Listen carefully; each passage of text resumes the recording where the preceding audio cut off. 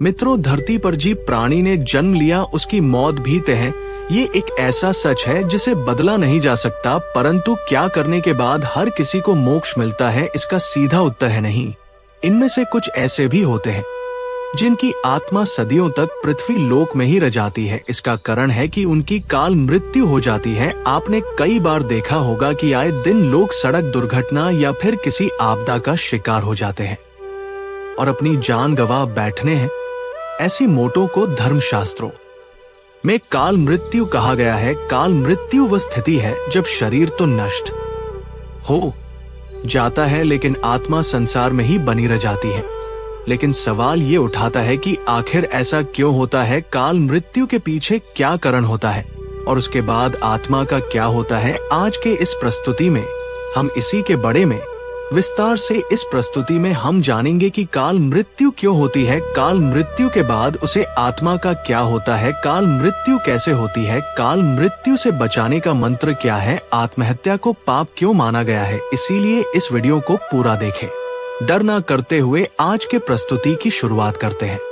नमस्कार दर्शकों, एक बार फिर से आपका हमारे YouTube चैनल कर्म प्रवाह में स्वागत है। मित्रों, साधारण मृत्यु के बारे में तो हम सभी जानते हैं और समझते हैं, लेकिन काल मृत्यु का विषय ऐसा है कि इसके बारे में कई बातें कही जाती हैं।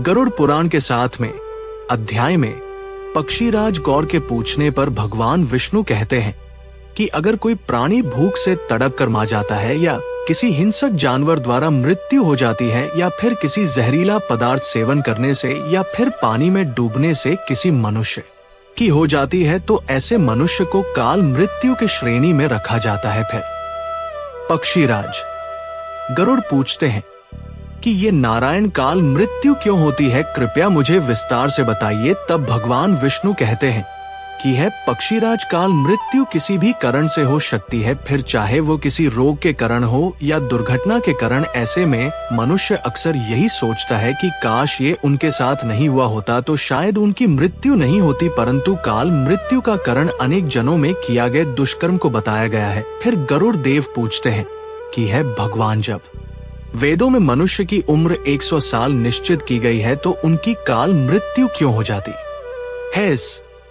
सवाल के उत्तर में श्री हरि बताते हैं कि ये सच है, वेदों में मनुष्य की उम्र 16 साल निर्धारित की गई है, परंतु इसमें दुष्कर्म को नहीं मिलाया गया है। यानी हर इंसान की मृत्यु तभी होती है जब उसके पास धर्म कार्यों के लिए शक्ति नहीं होती है या फिर उसका शरीर उसे धर्म कार्य करने की इजाजत नहीं देता। इसके अलावा जब कोई इंसान अपनी इच्छा से धर्म कार्यों को त्याग देता है तो पृथ्वी पर उसके जीवन की अवधि कम होती जाती है। देखा जाए तो हर इंसान का कर्म ही उसका धर्म होता है। मनुष्य की मृत्यु कब होती है? जब उसके पास अपनी इन कर्मों को निभाना की शक्तियां नहीं होती। इंसान की उम्र भले ही 100 साल हो, लेकिन अपने कर्मों के जारी वो अपनी उम्र को खुद ही नष्ट करता चला जाता है। वेदों का ज्ञान इन होने से मनुष्य जान ही नहीं पाता कि वो कब को कर्म करता जाता है। इसलिए हर मनुष्य को धर्म और धर्म के बारे में अवश्य जानना चाहिए। आगे पक्षीराज गरुड़ पूछते हैं कि ये नारायण काल मृत्यु के बाद आत्मा का क्या होता है? तब श्री हरि बताते हैं कि मनुष्य के जीवन के चक्र निश्चित है। काल मृत्यु को प्राप्त होने वाले जो मनुष्य इस चक्र को पूरा नहीं कर पाते, उसे मृत्यु के बाद भी कई प्रकार के कष्ट भोगनी पड़ते हैं। दरअसल अचानक ही मृत्यु होने की वजह से मनुष्य की इच्छा, कामना और तृष्णा बनी रहती है जो कभी पूरी नहीं हो पाती। ऐसे में शरीर तो नष्ट हो जाता है लेकिन आत्मा का मोह नहीं छुटता। स्थिति में काल मृत्यु वाली आत्माएं अपने परिजनों या जीवित लोगों को कष्ट पहुंचती है और अपनी मनोकामनाएं पूरी करने का भी प्रयास करती है। ये आत्माएं प्रेत और पिशाच यानी में कई वर्षों तक यही भटकती है। आगे श्री हरि बताते हैं कि प्राकृतिक मौत से करने वाले मनुष्य को 13 या 45 दिन में दूसरा शरीर प्राप्त हो जाता है। वह आत्मा प्रेत यानी से मुक्त होकर अपने कर्म तथा अगले जन्म के लिए यमलोक पहुंच जाती है। जबकि काल मृत्यु में व्यक्ति भूत, प्रेत, पिशाच, कुछ मंडा, ब्रह्मराक्षस, बेताल और छत्रपाल यानी में भट रहत है। उनकी आत्मा को आसानी से शांति नहीं मिलती। फिर आगे पक्षियों है। तब श्री हरि बताते हैं कि काल मृत्यु में आत्महत्या को सबसे निकले दज पर रखा जाता है। आत्महत्या करना सबसे बड़ा पाप है। की दृष्टि से ये एक घिनौना कृत्य है। आत्महत्या ईश्वर का निराधार और अपमान है। आत्महत्या करने वाले मनुष्य की आत्मा पृथ्वी लोक पर तब तक भटकती रहती है जब तक कि वो प्रकृति द्वारा निर्धारित अपने जीवन चक्र को पूरा नहीं कर लेती। ऐसी आत्मा को ना तो नरक लोक में जगह मिलती है और ना ही स्वर्ग लोक में। आत्मा को करने के बाद भी सबसे कष्टदायक स्थिति से गुजरा पड़ता है। ये आत्माएं अपनी तमाम इच्छाओं की पूर्ति के लिए अंधकार में तब तक भटकती रहती है जब तक कि उनका जीवन चक्र पूरा नहीं।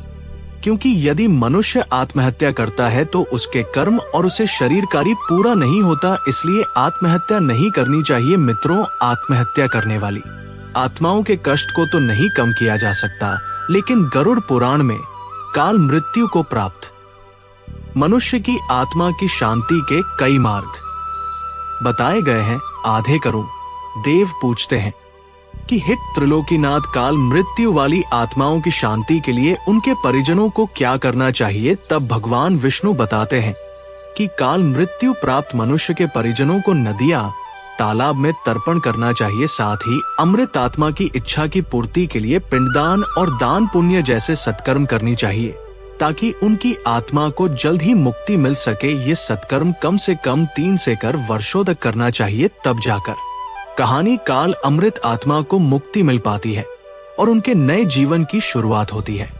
मित्रों, काल मृत्यु से बचाने के लिए हमें अच्छे कर्म करने चाहिए और दान पुण्य एवं भगवान की प्रार्थना करनी चाहिए, क्योंकि प्रार्थना में भाग्य को बादल देने की शक्ति होती है। इसलिए आप भी पुण्य करें और दूसरों को भी इसके बारे में बताएं। मित्रों, उम्मीद करता हूँ कि आपको हमारी ये वीडियो जरूर पसंद आई होगी। अगर आई हो तो ज्यादा से ज्यादा लाइक और शेयर करें। अगर आपने अभी तक हमारे चैनल को सब्सक्राइब नहीं किया है तो जरूर करिए, और अगर सब्सक्राइब कर लिया है तो आपका बहुत बहुत शुक्रिया।